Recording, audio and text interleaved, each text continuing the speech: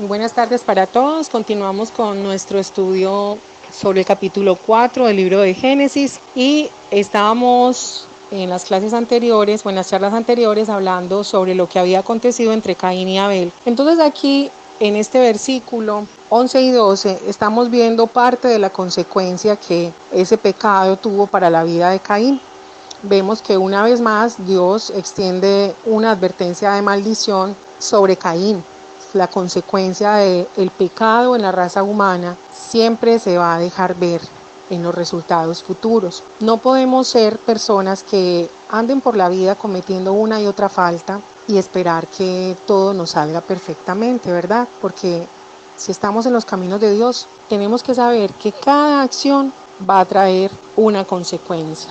Y en este caso la consecuencia era directamente sobre el sustento de Caín. Por eso muchas veces hay personas que se hacen, o más bien que cuestionan a Dios, pero ¿y por qué a determinado grupo poblacional no le va tan bien? ¿Por qué hay departamentos tan pobres sabiendo que tienen tantas riquezas? Y vamos a poner un ejemplo muy cercano para los colombianos. Vamos a fijarnos, por ejemplo, en el departamento del Chocó. El Chocó es un departamento que tiene muchísimas riquezas hidrográficas, pues por Dios, tiene agua por todas partes. La tierra brota cualquier semilla que usted quiera lanzar en ella. Riqueza de fauna, riqueza de flora, riqueza en sus gentes, riqueza musical, talentos, bueno, área, todo. Pero ¿qué sucede? Es una pobreza continua, es una pobreza generacional y más que pobreza podríamos hablar de una miseria espiritual. La forma como piensan, la forma como actúan, son el departamento olvidado en muchas áreas, ¿verdad? Y vemos que por más dinero que el gobierno quiera inyectar, la pobreza nunca va a ser superada. Pero uno diría, Dios sí es malo, ¿por qué? Porque así son personas tan buenas, porque Dios no les regala la riqueza. Entonces vamos a esa raíz espiritual. Cuando un grupo poblacional se olvida de Dios, entonces Dios los deja tranquilitos, los deja que ellos hagan su vida como mejor crean que lo pueden hacer, hasta que de pronto las circunstancias los acorralen a tal punto que ellos vuelvan sus ojos a Dios nuevamente, ¿cierto? Muchos de ustedes dirán, pero es que en el Chocó hay muchas personas creyentes. Sí, pero no se han unido a clamar a Dios, han dejado que las maldiciones los alcancen, han dejado que los ritos paganos de sus ancestros continúen siendo parte de su cotidiano vivir. Y obviamente esa consecuencia de miseria espiritual se va a ver hasta que alguien se levante como un caudillo sobre el Chocó, una a las personas creyentes y se humillen delante de Dios. Y eso aplica para muchos grupos sobre la tierra. Lo mismo pasa en nuestras casas. A veces podemos tener muchas riquezas en una área, pero ser totalmente miserables en otra. Y es porque de continuo, tal vez, nuestro pecado o nuestra falta de interés también en el mundo espiritual hace que vivamos una vida completamente al margen de lo que Dios piensa de nosotros. Pues bueno, esa consecuencia de olvidarnos de Dios, de no caminar conforme a lo que Él dice, trae consecuencias sobre nuestras vidas y sobre la vida de nuestros hijos y de nuestros nietos, y eso es un tema que vamos a ampliar mucho más adelante cuando estemos hablando de las maldiciones y las cadenas generacionales que vienen sobre nosotros y se hacen efectivas porque son leyes espirituales que se tienen que cumplir. En el versículo 11 dice, ahora pues, maldito seas tú de la tierra, que abrió su boca para recibir de tu mano la sangre de tu hermano. Cuando labres la tierra, no te volverá a dar su fuerza. Errante y extranjero serás en la tierra. En el versículo 12 vemos que Dios dice, cuando labres la tierra, no te volverá a dar sus fuerzas. Errante y extranjero serás en la tierra. ¿Qué le estaba diciendo el Señor aquí a Caín? Le estaba diciendo, mira, la tierra sí te va a dar frutos, pero no en la proporción que esperarías, ¿verdad? Cuando nosotros empezamos a analizar, por ejemplo, el valor nutricional de los productos que vemos hoy en día, que compramos en los supermercados, son productos que están alterados en esa parte nutricional, porque para hacer que una planta germine y dé buena cosecha, pues entonces ya la tierra no da abasto, no tiene la riqueza que debería tener en su estado natural, y entonces hay que acompañarla de una cantidad de abonos y de insumos químicos para que esa plantica dé la cosecha esperada. Hasta nuestros días se está viendo eso. Para los que quieren indagar un poquito, les recomiendo que vean las cosechas de Almolonga. Es un lugar en Guatemala que me atrevería a decir que es uno de los pocos lugares sobre la tierra que ha salido de la maldición edénica en cuanto a las cosechas y el trabajo agrícola. Usted en Almolonga puede ver que sacan una yuca de 1,5 metros de largo, puede ver que un tomate puede pesar 1 kilo. ¿Y sabe qué es lo tremendo? Que en Almolonga no utilizan insumos químicos. Estamos hablando de unos pueblos muy rudimentarios, pero Almolonga hace muchos años tuvo una explosión espiritual y todo el pueblo se humilló al punto que las cárceles tuvieron que ser cerradas porque no había quien meter a la cárcel. Los hospitales casi siempre se utilizan únicamente para partos y cosas menores. Cuando nosotros nos unimos, nos humillamos delante de Dios, nuestra tierra empieza a ser bendecida. No importa si tú compras una parcela en el desierto. Y te pongo como ejemplo al pueblo de Israel. Ellos viven en el desierto y son los mayores exportadores a nivel mundial de cítricos. Ellos literalmente hicieron florecer el desierto. Entonces no importa si tú tienes una parcela en el desierto o no importa si tienes una parcela en Almolonga, porque lo que va a permitir que esa tierra rinda sus frutos va a ser tu relación con el Creador, ¿sí? Llamemos tierra a nuestra familia, a nuestra relación de pareja, nuestra área laboral, nuestra área profesional. Esa es la tierra que Dios te ha entregado. Y si tú hasta el momento no tienes los frutos que quisieras, entonces yo creo que tienes que añadirle el ingrediente principal. Y el ingrediente principal es intimidad con tu Creador, con tu Hacedor, que es ese que te va a dar la sabiduría, la conciencia, las ideas para ser increíblemente excelente en el área a que tú te desenvuelvas. Versículos 13 y 14. Y dijo Caín a Jehová: grande es mi castigo para ser soportado. Y aquí me echas hoy de la tierra, y de tu presencia me esconderé, y seré errante y extranjero en la tierra. Y sucederá que cualquiera que me hallare me matará.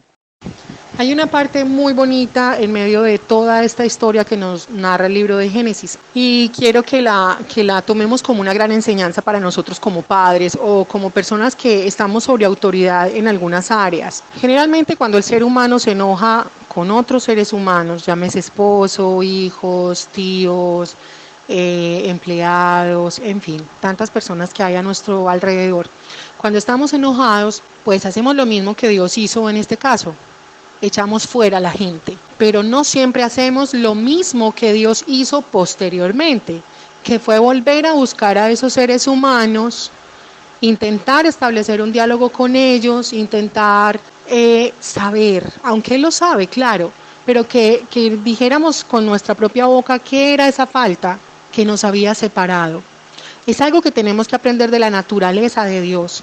Dios está airado con muchas personas que no quieren caminar junto a Él y caminar como Él dice que debemos caminar, pero también en su corazón es un Padre amoroso y misericordioso que de continuo va a estar queriendo entrar en tu vida. Si Dios hubiera estado con esa ira humana que a veces nos caracteriza y en la cual queremos terminar con todo, pues sencillamente hubiera echado al hombre del huerto del Edén o sencillamente lo hubiera eliminado por completo. Tiene el poder para hacerlo.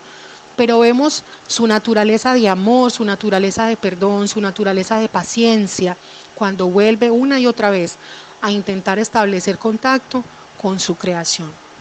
La gran pregunta aquí para ti es: ¿estoy dispuesto o estoy dispuesta a buscar a aquellas personas que porque me afrentaron las eché de mi vida? ¿O quiero aprender de Dios y seguir su ejemplo? ¿Qué es lo que voy a hacer con aquellos que me afrentaron?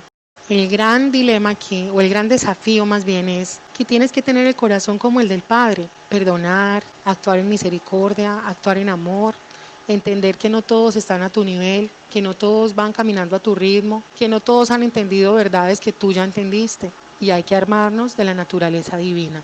Y la forma como la vas a hacer es todos los días un poquito más, todos los días caminar un poquito más de su mano, todos los días renunciar a una partecita chiquita de tu carácter humano y dejar que Dios crezca más en ti. Muchos dirán, no, pero es que es un camino muy difícil. ¿Sabes qué? Es más difícil caminar como el hombre dice que tiene que caminar. ¿Qué es más fácil? ¿Ser fiel o ser infiel? Muchos dirían, pero es que es más fácil ser infiel. ¿Sí? Y entonces al que piensa así yo le pregunto, ¿también es más fácil asumir las consecuencias de una infidelidad? ¿Es más fácil asumir la consecuencia de una mentira? Nunca. Siempre va a ser más fácil caminar como Dios dice que caminemos, porque eso nos ahorrará problemas futuros. Piensa en eso, te dejo eso de tarea. En el versículo 13 y 14 vemos a un Caín que, al igual que muchos seres humanos, cuando se enfrentan al juicio justo de Dios, es cuando empiezan a medio dimensionar las consecuencias de los actos que han realizado. Y entonces él dice, grande es mi castigo para ser soportado. Pero a veces los seres humanos nos lamentamos por nosotros mismos, sin tener en cuenta las consecuencias que sufrieron aquellos que tuvieron que soportar la afrenta que nosotros cometimos contra ellos. Es decir, para la psicología de Caín era muy fácil decir, grande es este castigo para ser soportado, pero esa misma psicología no le permitía dimensionar cuán grande había sido el castigo injusto que él había ejercido sobre su hermano, ¿verdad? Porque él tenía que soportar una vida de ardua labor, infructuosa en muchas áreas, pero su hermano sencillamente ya no existía. Y no existía simplemente por el gran pecado de ser justo delante de Dios. Y en ese punto yo quiero invitarte para que pienses. Algún día vamos a estar frente al juez justo, que es Jehová de los ejércitos. Algún día vamos a ser llamados ante su trono del juicio. Y en ese día nadie va a poder justificarse. Nadie va a poder decir, como dice la canción, yo soy rebelde porque el mundo me hizo así. O es que yo hice esto porque fue culpa de aquel. No, ese día vamos a tener que responder por cada uno de nuestros actos, palabras y pensamientos. También vamos a ser juzgados por nuestras omisiones. Porque recuerden que la palabra dice que el que sabe hacer lo bueno y no lo hace, le será contado como pecado. No esperemos entonces a que nuestra tierra se vuelva improductiva, a que nuestro matrimonio se vuelva un territorio estéril, algo lleno de amargura, para que Dios nos juzgue.